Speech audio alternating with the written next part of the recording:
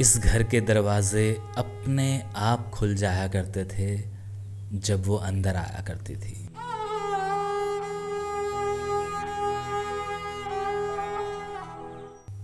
और उसका नाम था रज्जो। 16 या 17 साल की रही होगी कि देश का बंटवारा हो गया। वो बंटवारे के बाद कहाँ गई, किसके साथ गई, यह आज तक नहीं पता चला। इस घर में आकर जो बसा, उसने इन तस्वीरों और निशानियों को देखा तो उसे समझ में आया कि हाँ, इस परिवार में इस तरह के लोग रहते थे।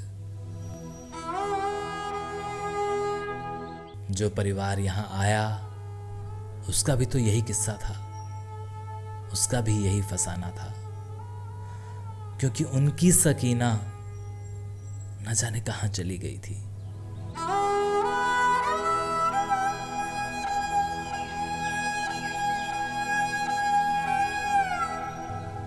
दंगाइयों के हाथ लग गई या किसी नदी नाले में कूद गई। सकीना की यादों को साथ लिए यह परिवार यहाँ आ गया और सकीना न जाने कहाँ चली गई।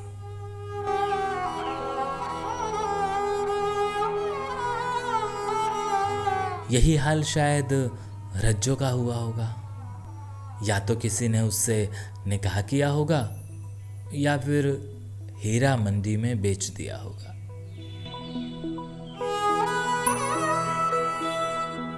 भला की खूबसूरत थी, बिल्कुल सकीना की तरह जो मंटो की कहानी में थी। खोल दो वाली सकीना, सराजुद्दीन की वो सकीना।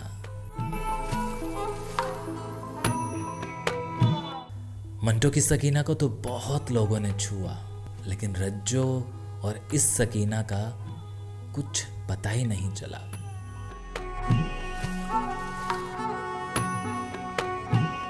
बिल्कुल वैसे जैसे 900 लड़कियां अदला बदली में वापस हिंदुस्तान आई,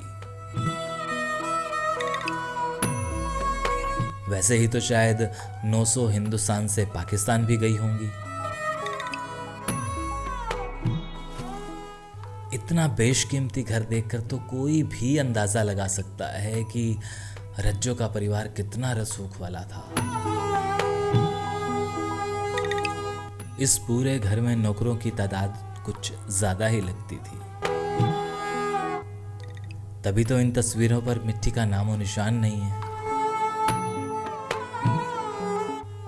इस 3 मंजिला हवेली का एक एक कोना यूं सजाया गया जैसे किसी फिल्म का शूटिंग सेट हो। करीने से रखी हुई किताबें बताती हैं कि पढ़ा लिखा परिवार था, लेकिन घर के आंगन के बड़े गेट के पास 2-4 पुराने स्टील के बर्तन और कुछ कप रखे थे, जिनसे ये बात जाहिर होती थी कि यह आने जाने वाले छोटे लोगों के लिए थे जो इनके यहाँ जी हजूरी किया करते थे।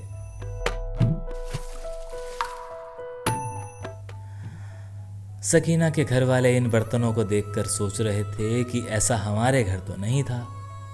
भले ही हमारी हवेली छोटी थी, लेकिन ऐसा नहीं था।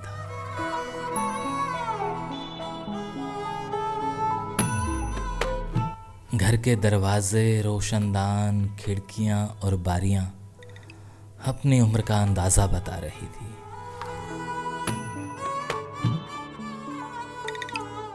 लगता तो कुछ यूं भी था कि शायद बंटवारे से पहले इस घर में कली कराई गई थी। रज्जो जवान हो चुकी थी, शायद उसी की शादी की तैयारियां हों, लेकिन कमबख्त ये बंटवारा। न जाने किसकी नजर लगी होगी। शायद रज्जो की किस्मत में रज्जो का राजकुमार नहीं था, और ऐसा ही ना जाने कितनी सारी सकीना और रज्जो के साथ हुआ था। और ये सब हुआ था 47 में।